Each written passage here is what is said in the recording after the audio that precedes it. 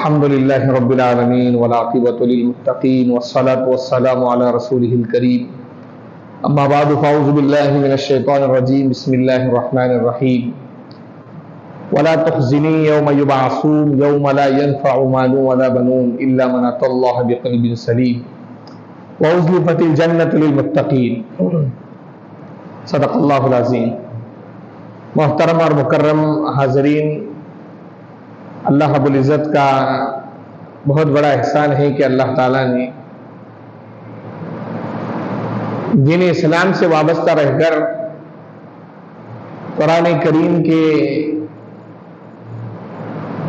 مطلب اور معنی ہمیں سمجھنے کی توفیق عطا فرمائی.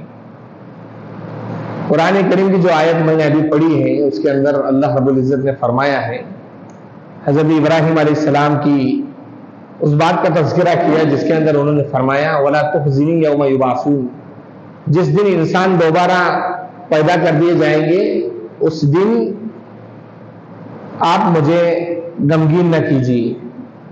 اس لیے کہ انسان کی زندگی کے اندر جو کچھ اس نے کیا ہے، ہمارا ایمان یہ ہے، ہمارا عقیدہ یہ ہے اور ہمارا ماننا یہ ہے کہ ایک دن اس کی بھرپائی کرنا ہے. اگر آپ نے اچھائی کی ہے تو اس اچھائی کا بدلہ آپ کو ضرور اللہ تعالیٰ جنت کی شکل میں عطا فرمائیں گے. اور خدا نہ خواستہ کسی آدمی نے اگر برائی کی ہوں گی، اللہ کی نافرمانی کی ہوں گی، تو ایک نہ ایک دن اس کو مرنے کے بعد جو زندگی شروع ہونے والی ہے اسی دن اس کو حساب دینا پڑے گا اور اس کا ہمیشہ ہمیشہ کا جو انجام ہوگا وہ جہنم ہوگا.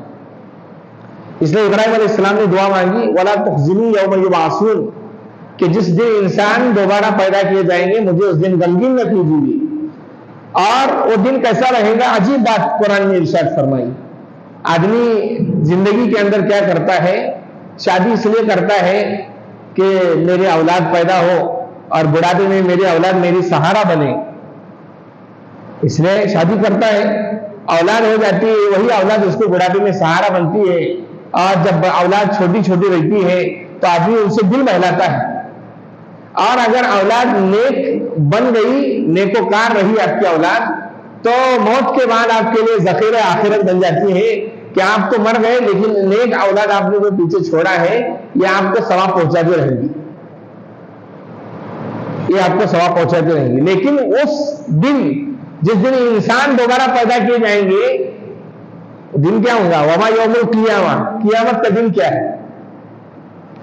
قیامت کا دن یہ ہے کہ یوم یفر المرء من اخیہ وامہ وابیہ وصاحبتہ وبنیہ، آدمی اپنے سگے بھائی سے بھاگے گا، سگے بھائی سے جائے گا نیکی مانگنے کے لیے، بھائی مجھے نیکی دے دے، تو بھائی انکار کر دے گا. وامہ وابیہ، چہیتی ماں جو اپنے اولاد کا ہر درد اور ہر غم بانٹتی ہے، اس کے کوئی جو ہے وہاں پر غم کام میں نہیں آئے گا. ماں کوئی غم نہیں بانٹیں گی وہاں پر. ماں خود کہیں گی کہ میں خود پریشان حال ہوں، میری پریشانی آپ دور فرمائیے، مجھے خود نیکیوں کی ضرورت ہے. وہ ابھی باپ کے پاس جائے گا، باپ بھی یہی کہے گا کہ مجھے بھی آج نیکیوں کی ضرورت ہے. وصاحبتہ وبنیہ، اور آدمی اپنی شادی کے بعد جس کو اپنا ہم سفر اور ہمراز بناتا ہے، زندگی کا جس کو ساتھی بنا دیتا ہے، یہ زندگی کا ساتھی جب اپنی بیوی کے پاس جائے گا تو بیوی بھی انکار کر دیں گے اور کہیں گی کہ میں دنیا کے اندر جتنا ہو سکتا تھا میں نے آپ کے سارے حقوق ادا کرنے کی کوشش کی، لیکن آج میدان محشر میں جب کھڑے ہیں تو آج مجھے یہاں پر سوال مت کیجیے. وہ بنی آخر میں جائے گا اولاد کے پاس، اولاد کو جا کر مانگے گا، اولاد بھی کام نہیں آئیں گی. لِكُلِّ امْرِئٍ مِّنْهُمْ يَوْمَئِذٍ شَأْنٌ يُغْنِيهِ، ہر آدمی کے اس دن ایسی حالت رہیں گی جو اس کو بے نیاز کر دیں گی، کوئی کام نہیں رہے گا سوائے اللہ رب العزت کے. ابراہیم علیہ السلام نے یہی دعا کی کہ اللہ تعالیٰ جب دوبارہ انسانوں کو آپ زندہ پیدا فرمائیں گے، جس دن مال کام میں نہیں آئے گا، نہ اولاد کام میں آنے والی ہے، لیکن جو صحیح تندرست دن لے کر آئے گا، جس کے پاس ایمان بھی ہو اور نیک اعمال بھی ہو، تو یہ آدمی کامیاب ہے. اور یہ آدمی کامیاب، اللہ نے اسے آگے فرمایا وَأُزْلِفَتِ الْجَنَّةُ لِلْمُتَّقِينَ، جنت ظاہر کر دی جائیں گی، آراستہ کر دی جائیں گی متقی لوگوں کے لیے، جنہوں نے دنیا میں نیک نامی کے ساتھ اور نیکوکاری کے ساتھ زندگی بسر کی اللہ تعالیٰ ایسے انسانوں کے لیے جنت کو ظاہر فرما دے گی، جنت کو سامنے لایا جائے گا اور نیک لوگوں کو جنت کے اندر داخل کر دیا جائے گا۔ وَبُرِّزَتِ الْجَحِيمُ لِلْغَاوِينَ، قرآن شریف کہتا ہے جو راہ سے بھٹکے ہوئے لوگ تھے، جنہوں نے دنیا میں ہمارا کہاں سنا نہیں، ہماری بات نہیں مانی، جہنم ان کے لیے ظاہر کر دی جائے گی۔ اب بتائیے، سادی ایک مثال ہے کہ آدمی زندگی میں سوچتا ہے کبھی کبھار اس کا شیر سے پالا پڑ جائے اور شیر سامنے آ جائے گھبرا جاتا ہے، یا اچانک بیٹھا اور سانپ سامنے آ جائے تو ڈر جائے گا آدمی۔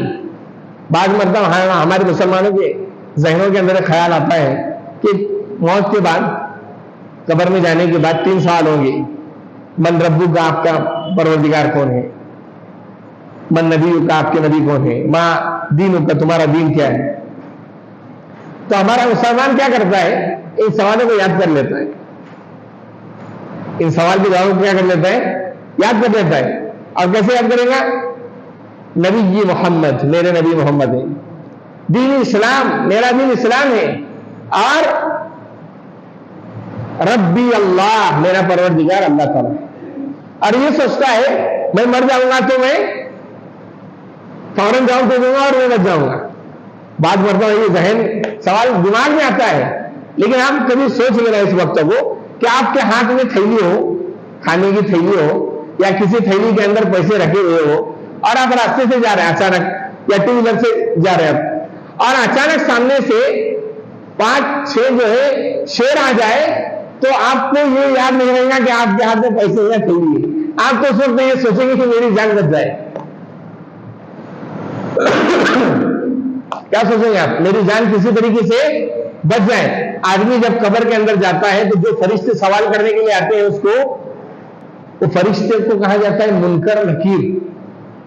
کیا کہا جاتا ہے، منکر نکیر، یعنی جن کو ناپسند کیا گیا، ان کی شکل اور صورت اتنی ڈراؤنی ہے کہ آدمی ان کا نام ہی رکھ دیا گیا منکر نکیر۔ بعض فرشتوں کی صورت اللہ نے ایسی بنائی ہے کہ اگر آدمی دیکھ لے تو گھبرا جائے۔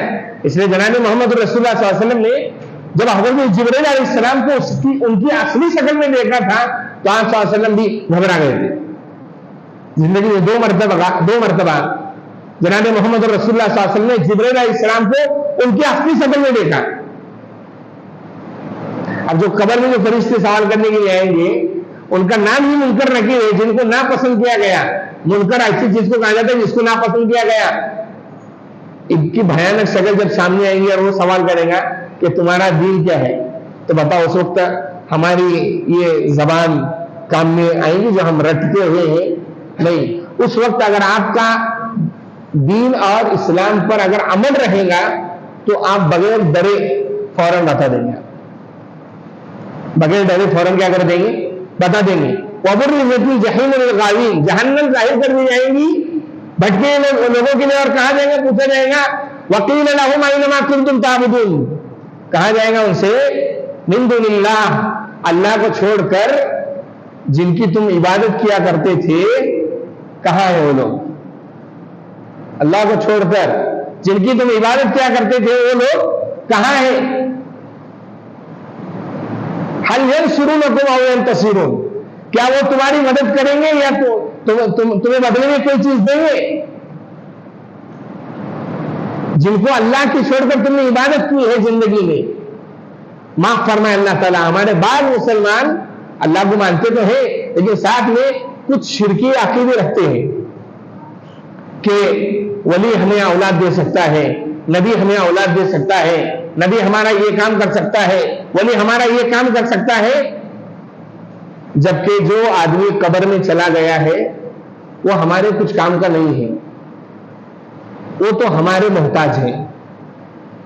جو قبر میں چلا گیا وہ ہمارا کام کا نہیں، وہ ہمارا محتاج ہے کہ ہم اس کو ثواب پہنچائے۔ اس لیے بزرگان دین نے کتابوں کے اندر عجیب واقعہ لکھا ہے، ایک نوجوان جا رہا تھا قبرستان سے، اس کو ایک قبر سے قرآن شریف پڑھنے کی آواز سنائی دی، قبر کے قریب گیا۔ بعض مرتبہ اللہ تعالیٰ جب واقعہ بتانا چاہتے تو کسی کی محتاج نہیں ہوتے، کسی کی محتاج نہیں ہوتے۔ ابھی 2 دن کل کی بات ہے، بلکہ ایک مولانا نے ایک ویڈیو بھیجا، کسی مسلمان کے گھر میں کھانا بن رہا ہے اور اس نے گیس سے پائپ کو نکال کر رکھا ہوا ہے اور لگاتار 8 منٹ تک جاری ہے گیس. اس کو گیس کی پائپ جوائنٹ نہیں، لیکن وہ جو گیس ہے برتن اس پر رکھے جاتے ہیں، چلو آنکھ جاری ہے، اس میں سارا مجمع جمع ہوا ہے لوگوں کا جاری. بعض مرتبہ اللہ تعالیٰ اپنی قدرت ظاہر فرما دیتے ہیں اور وہ کسی کے محتاج نہیں. تو قبر میں سے آواز آنے لگی قرآن شریف پڑھنے کی. یہ نوجوان جاتا ہے قبر کے پاس اور سنتا ہے اور کہتا ہے کتنی بہترین آواز، زبان سے الفاظ کیا نکل رہے ہیں، کتنی بہترین قرآن پڑھنے کی آواز ہے. اندر سے جو بزرگ رہتے ہیں جو قرآن شریف قبر میں بیٹھ کر، آپ بولیں گے اب قبر میں قرآن شریف کیسے پڑھ رہے، تو بعض مرتبہ اللہ تعالیٰ یہ عطا فرما دیتے ہیں. جیسے حضرت جبرائیل حضرت جناب محمد رسول اللہ صلی اللہ علیہ وسلم جب معراج کے سفر پر گئے تھے تو موسیٰ علیہ السلام کو دیکھا کہ موسیٰ علیہ السلام قبر میں نماز پڑھ رہے ہیں. کیا کر رہے ہیں قبر میں؟ نماز پڑھ. تو اندر سے آواز آئی کہ نوجوان، میں اگر 1,00,000 قرآن بھی اس قبر میں رہ کر پڑھوں تو ایک نیکی مجھے نہیں ملے گی، اور تو اگر سبحان اللہ کہے گا تو یہ تیرا سبحان اللہ کہنا میرے قبر میں 1000 قرآن پڑھنے سے بہتر ہے. میرے قبر میں 1000 قرآن پڑھنے سے بہتر ہے. میدان محشر میں یہی سوال کیا جائے گا. ہم جو ہے جا کر ولیوں سے مانگتے ہیں کہ ولی مجھے دے دے. ارے ولی کیسے دے سکتا ہے آپ کو؟ داتا گنج شکر رحمت اللہ علیہ بہت بڑے اللہ والے گزرے ہیں. داتا کہتے لوگ ان کو، دینے والا. فارسی زبان میں داتا کا معنی کیا ہے؟ دینے والا. اور لوگ جا کر وہاں ان کے مزار پر اولاد کی منتیں مانگتے ہیں کہ بابا مجھے اولاد دے دو، حالانکہ ان کی خود کوئی اولاد نہیں تھی. سوچیے خود کوئی اولاد نہیں تھی. اگر اولاد دینا ولیوں کے بس میں ہوتا، اللہ والوں کے بس میں ہوتا، نبیوں کے بس میں ہوتا، تو سوچئے ذرا بات، جناب محمد رسول اللہ صلی اللہ علیہ وسلم کے 3 لڑکے پیدا ہوئے اور تینوں کا انتقال ہوا، آپ بچا نہیں سکے. آپ بچا نہیں سکے. اگر بچا سکتے تو کون بچا سکتے تھے بھائی؟ ساری کائنات کے جو سردار ہے جناب محمد رسول اللہ صلی اللہ علیہ وسلم، وہ بچا سکتے تھے، لیکن آپ صلی اللہ علیہ وسلم بھی بچا نہیں سکے. موت ایک حقیقت ہے، زندگی موت دینا یہ ہمارے اختیار میں نہیں. ہمارے مسلمانوں کا یہ عقیدہ بن چکا ہے. بعض مرتبہ مزارات پر جاتے ہیں، میں اس سے منع نہیں کرتا ہوں، جاؤ آپ مزار یعنی کیا ہے، قبرستان ہے ہو، لیکن جا کر قرآن شریف پڑھ کر آؤ اور دعا کر کے آؤ کہ جو اندر قبر میں سوئے ہیں ولی، اللہ ہمیں بھی ان کے جیسا نیک بنا دے. نہ کہ ان کے سامنے ہاتھ پھیلاؤ، ان کے سامنے ہاتھ نہیں پھیلانا چاہیے. اللہ کہیں گے جب ہم سوال کریں گے ان لوگوں سے جو ہمیں چھوڑ کر دوسروں کے پاس جا کر مانگا کرتے تھے، اولاد مانگا کرتے تھے، جو ہم سے مانگنے کا حق تھا وہ انسانوں سے مانگتے تھے، یا انسان کو چھوڑ کر کسی اور چیز کو خدا بنا دیا تھا، اللہ کہیں گے فَقُبْكِبُوا فِيهَا هُمْ وَالْغَاوُونَ. ان کو اوندے منہ الٹا منہ کر کے جہنم کے اندر ان کو اور جو گمراہ ہوئے سبھی کو اس کے اندر داخل کر دیا جائے. اور ابلیس کا لشکر وجنود ابلیس اجمعون، ابلیس کا سارا لشکر جو ہے اس کے اندر داخل ہو جائے گا. اس لیے ابلیس کو جب اللہ نے دیکھیں، ابلیس جو ہے وہ کوئی اللہ کی مخلوق ہے. ابلیس کوئی ایسی چیز نہیں جس کو اللہ نے پیدا نہیں، اللہ ہی نے پیدا کیا اسے، اللہ ہی نے پیدا کیا. زمین کا کوئی جگہ جہاں پر ہم آج نماز پڑھ رہے ہیں، یہ اس جگہ پر بھی ابلیس نے سجدہ کیا ہے. کس کے واسطے؟ اللہ کے لیے سجدہ کیا ہے. لیکن اللہ کو جانتا تھا لیکن پہچانتا نہیں تھا اللہ کو. ہمارے مسلمانوں کا جو آج حال ہے، ہم کلمے کو جانتے ضرور ہیں، قرآن کو جانتے ضرور ہیں، حدیث کو جانتے ضرور ہیں، لیکن اللہ کو پہچانتے نہیں ہم. ابلیس، حضرت مولانا قمر الزمان الہ آبادی رحمۃ اللہ علیہ نے دعوت برکات نے کتاب لکھی ہے، اس کے اندر اس بات کو لکھا ہے حضرت نے کہ ابلیس عالم ہے. ابلیس کون ہے؟ آج نئی بات سن رہے ہوں گے آپ. عالم ہے، جو فرشتوں کو درس دیتا ہو، جو فرشتوں کو پڑھا سکتا ہو، وہ ظاہر ہو سکتا ہے. اور جس نے دنیا کے ہر کونے میں سجدہ کیا ہے، کیا وہ ظاہر ہو سکتا ہے؟ عبادت گزار بھی تھا اور ہر آسمان پر اس کا نام الگ الگ تھا، لیکن جب اللہ کے سامنے اس نے بڑائی کی تو اللہ اس کو معلوم تھا کہ اللہ کتنے بھی غصے میں ہو لیکن اللہ کی رحمت اس کے غصے پر ہمیشہ غالب رہتی ہے. تو اس نے اللہ سے کہا تھا کہ جس آدم کی وجہ سے آپ مجھے بھگا رہے ہو دربار سے، قسم کھاتا ہوں آپ کی عزت کی. کس کی عزت کی قسم کھائی؟ اللہ کی عزت کی قسم کھائی اس نے. اور کہا تھا لاحترقن ذریتہ، ان کو میں کھینچ کھینچ کر جہنم میں لے کر جاؤں گا بہکا کر. اللہ نے کہا تو لے کر جا سکتا ہے لیکن جن پر ہماری قرآن حدیث کے احکامات میں جن پر ہمارا بول چلتا ہے ان کو تو نہیں بہکا سکتا. لیکن میدان محشر میں کیا ہوگا؟ جب وہ مسلمان جنہوں نے اللہ کے راستے پر زندگی نہیں گزاری اور قرآن کریم کے احکاموں کو پسے پشت ڈال دیا، پیٹ کے پیچھے ڈال دیا، جب کھڑے ہوں گے سارے تو جنہوں نے شیطان کی بات سنی تھی وہ دیکھیں گے، اس کو عجیب انداز میں دیکھیں گے. قرآن کے اندر 13ویں پارے کے اندر اللہ نے عجیب عجیب بات کا تذکرہ کیا. شیطان بھی دیکھے گا اور کہیں گے کہ یہ ہمارا گرو بندال ہے جس نے ہم کو بہکایا تھا. وہ کہیں گا، شیطان کہیں گا جو فیصلہ ہوا ہے سو ہوا ہے اور جو اللہ نے کہا وہی سچ ہے. کیا کہیں گا شیطان؟ ان اللہ وعدکم وعد الحق، جو اللہ نے کہا وہی سچ ہے اور تم نے میری بات سنی تو میں نے تم کو زبردستی پکڑ کر گناہ کی طرف نہیں لے کر گیا تھا. شیطان کی ہم پر طاقت نہیں چلتی، شیطان کا صرف ہم پر زور چلتا ہے کس بات میں؟ وہ بہکاتا ہے.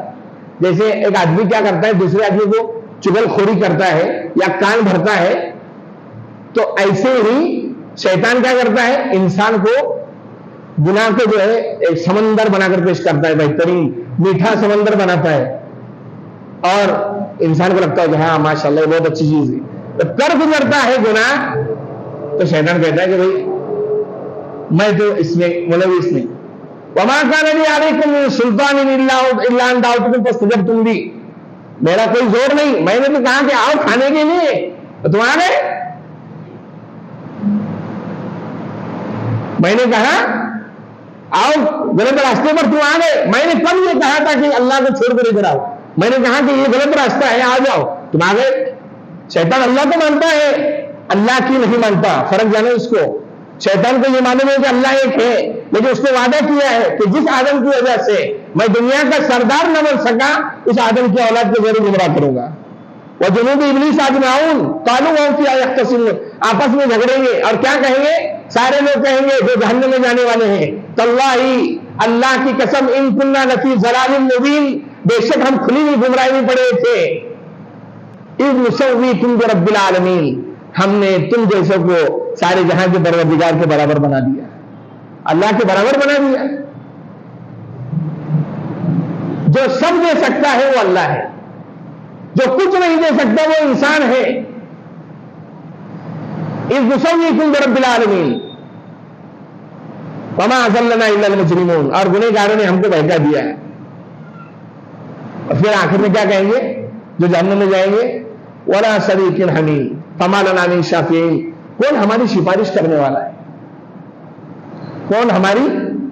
اگر آپ کے پاس ایمان نہیں ہے تو آپ تو ڈائریکٹ جہنم میں جائیں گے.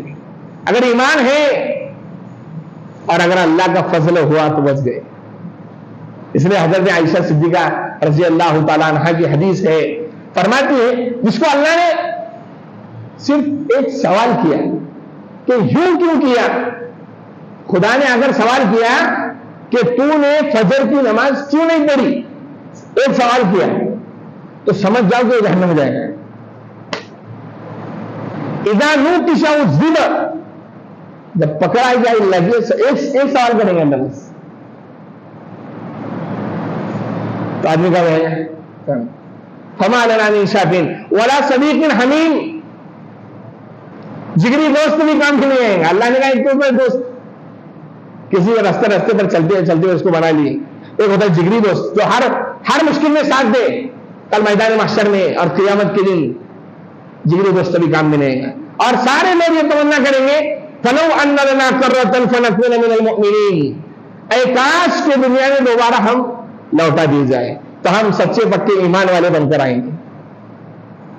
تو جو ان کے پاس ایمان نہیں وہ تو ایمان کی تمنا کریں گے, اور جو مسلمان رات اور دن اللہ کی نافرمانی کر رہے, بتاؤ ان کے زبان پر یہ جملہ نہیں آئے گا خدا کے عذاب کو دیکھ کر؟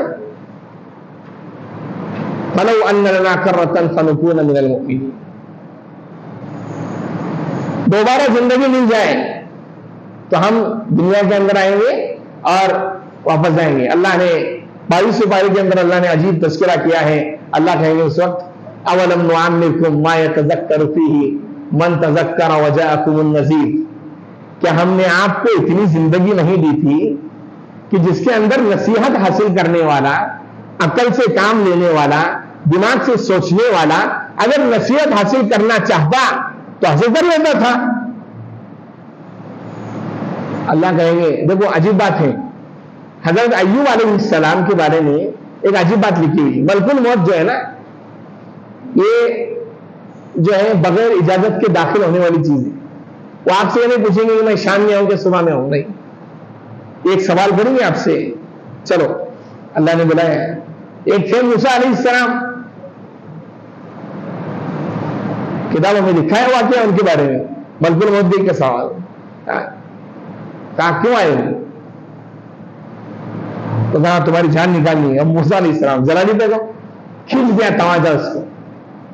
ملک الموت آنکھ نکل کر باہر آ گئی. خدا کے دربار میں یہی پہنچتی ہے ملک الموت. اللہ نے کہا کیا حال ہوا؟ تو سب جانتا ہے اللہ تعالیٰ, لیکن پھر بھی پوچھتے ہیں. بعد مطلب ہم جانتے ہیں کہ بچہ ماشاءاللہ کتنا پڑھا ہوا ہے, لیکن پھر پوچھتے آج کیا پڑھ گئے بھائی, ابحث کرو گے نہیں؟ اللہ پوچھ رہے. تو کہا موسیٰ علیہ السلام کے پاس میں نے یہ کہا اور یہ سب.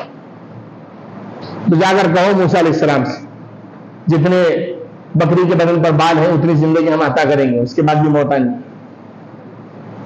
اس کے بعد بھی موت آنی ہے. پھر روح موسیٰ علیہ السلام نے حوالے کری. ایوب علیہ السلام کے پاس ملک الموت ایک مرتبہ ملاقات کرنے کے لیے آئی. تو ایوب علیہ السلام نے ان سے کہا کہ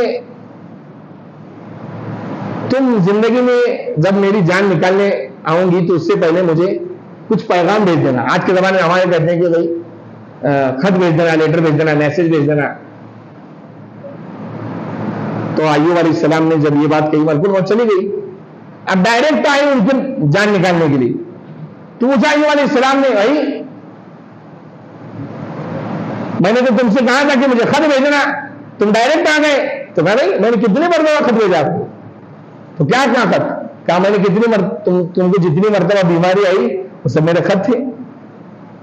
جتنی مرتبہ تم بیماری کے ساتھ جوائنٹ ہوئے, بیماری نے تمہیں پکڑ لیا, وہ خط تھے میرے. تمہارے سر کے بال سفید ہو گئے, داڑھی کے بال سفید ہو گئے, یہ خط ہے میرا. تم دادا بن گئے, یہ خط ہے میرا. تم نانا بن گئے, یہ خط ہے میرا. تمہارے جسم پر کپکپی طاری ہونے لگی, ہاتھ لڑکھڑانے لگے, پیر لڑکھڑانے لگے, یہ خط ہے میرا. اب تم کو سمجھ میں نہیں آیا؟ ہاں یہ خط ہے تمہارے. تو بہت سے پہلے اللہ تعالیٰ الٹیمیٹ ضرور بھیجتے ہیں آدمی کے پاس, پیغام ضرور بھیجتے ہیں کہ دیکھو بیماری ہم آپ پر مسلط کر رہے ہیں, بال داڑھی کے آپ کے سفید ہو رہے ہیں, سر کے بال آپ کے سفید ہو رہے ہیں, آپ صاحب اولاد ہو رہے ہو, آپ نانا بننے جا رہے ہو, آپ دادا بننے جا رہے ہو, آپ کے پیر لڑکھڑانے لگے ہو, قریب آ گیا ہے وقت. فَلَوْ أَنَّ لَنَا كَرَّةً فَنَكُونَ مِنَ الْمُؤْمِنِينَ. دوسری مرتبہ یہ موقع نہیں ملے گا. اللہ کیا کہیں گے ایسے لوگوں کو جو کہیں گے کہ اللہ دوبارہ ہم کو دنیا میں بھیج دے؟ اللہ کہیں گے فَذُوقُوا, جہنم کا عذاب چکتے رہو, فَمَا لِلظَّالِمِينَ مِن نَصِيرٍ, ظالم لوگوں کا کوئی مددگار نہیں, ظالم لوگوں کا کوئی مددگار نہیں ہے. اس لیے ہر مسلمان کو اللہ نے اس قرآن کی آیات میں کہا اِنَّ فِي ذَلِكَ لَآیَةً, بے شک اس میں نصیحت کا سامان. وَمَا كَانَ أَكْثَرُهُم مُؤْمِنِينَ, اور لیکن اکثر لوگ ایمان لانے والے نہیں ہیں. دنیا کافروں سے بھری پڑی ہے, مسلمان لوگ بہت کم ہیں, اور مسلمانوں کے اندر بھی اخلاص والے مسلمان بہت کم ہیں. مخلص جو خدا کی طرف مائل ہو کر، خدا کی طرف جھک کر مکمل اللہ کے لیے عبادت کرنے والے افراد دنیا میں بہت کم ملیں گے۔ وَإِنَّ رَبَّكَ لَهُوَ الْعَزِيزُ الرَّحِيمُ، اور بے شک تیرا پروردگار اقتدار کا مالک رحم کرنے والا ہے۔ اقتدار کا مالک ہے اللہ تعالیٰ، کرسی اللہ کو زیب دیتی ہے، بڑائی کس کو زیب دیتی ہے؟ اللہ کو زیب دیتی ہے۔ ہم 6 لاکھ کپڑے پہنے، ایک دن ہمیں کفن پہننا ہے جس کے اندر کوئی رشوت لے جانے کی جگہ نہیں کہ بھائی ادھر ATM کارڈ ڈالو، ڈیبٹ کارڈ اور پیسے بھرو، سونا بھرو، رشوت دو، جگہ مل جائیں گی۔ وہاں قبر میں کوئی فرشتہ رشوت لیتا ہے قبر کو، اس لیے کفن کو جیب دی نہیں۔ اور جس جگہ ہم جاتے ہیں بزرگوں، دنیا میں تو باپ کے نام پر ہماری جگہ ہے، مرنے کے بعد تو اس جگہ میں جا رہے ہیں، وقف کی جگہ ہے جو صرف خدا کی ہے، صرف خدا کی ہے۔ اس لیے اللہ نے بار بار اس سورہ شعراء میں بار بار اللہ نے لایا وما کان اکثرهم مؤمنین، تمہارے اکثر لوگ مومن نہیں ہیں، اگر مومن بھی ہے تو صحیح طریقے سے ایمان والے نہیں۔ اس لیے ہمیں رات دن اپنی ایمان کا جائزہ لینا چاہیے، کبھی رات میں بیٹھ کر۔ اس لیے حضرت مفتی رشید احمد لدھیانوی رحمۃ اللہ علیہ نے ایک عجیب بات لکھی ہے، رات میں بیٹھ کر آدمی اپنے ایمان کا جائزہ لے کہ میرا ایمان ہے کس کیٹیگری پر ہے، کس درجے پر ہے، کیا میں نے دن میں جو مسلمان ہونے کے ناطے خدا نے جو مجھ پر احکام لاگو کیے تھے ان میں سے میں نے کون کون سے ادا کیا ہے۔ اگر ادا کیا ہے الحمدللہ، اللہ کا شکر ادا کرے، الحمدللہ بولے، الحمدللہ جتنی مرتبہ آپ الحمدللہ بولیں گے اللہ دوبارہ اس نماز پڑھنے کی، عبادت کرنے کی توفیق دیں گے۔ اور جہاں پر آپ نے لگا میں نے ظہر کی نماز نہیں پڑھی، عصر کی نماز نہیں پڑھی، میں نے گالی دی، میں نے کسی کا حق مار لیا، میں نے کسی کے ساتھ جھگڑا کر دیا، میں نے نعوذ باللہ کسی کی غیبت کی، آپ استغفراللہ غیر اللہ سے مانگے، یہ دعا مانگے۔ حضرت مفتی تقی عثمانی دعوت برکات عجیب بات ارشاد فرماتے ہیں، حضرت نے عجیب دعا کہی، کہا یہ دعا مانگنا چاہیے کہ اللہ تعالیٰ دیکھیے میں گنہگار آدمی ہوں اور میں یہ چاہتا ہوں کہ آپ مجھے گناہ سے بچا لیں، میں یہ چاہتا ہوں کہ آپ مجھے اس گناہ سے، اور یہ میں نے گناہ کیے ہیں، یہ میں نے گناہ کیے ہیں، اور آپ کے پاس پوری طاقت ہے، آپ کے پاس پوری طاقت ہے، اگر یہ گناہ میں کروں گا اور آپ مجھے نہیں بچائیں گے تو ذمہ دار آپ ہوں گے۔ ذمہ دار کون ہوں گے؟ آپ ہوں گے، اللہ تعالیٰ۔ ایسا آدمی اگر روزانہ دعا مانگے بزرگوں، صرف 40 دن کے اندر دیکھیے کوئی بھی کتنا ہی بڑا گناہ کا اندر ملوث ہو، اس کی عادت ہو، انشاءاللہ ضرور بھی ضرور اس کی عادت چھوٹ جائے گی۔ اللہ تعالیٰ کہی باتوں پر عمل کی توفیق عطا فرمائے۔ وآخر دعوانا الحمدللہ رب العالمین۔ سنت پڑھ لیں۔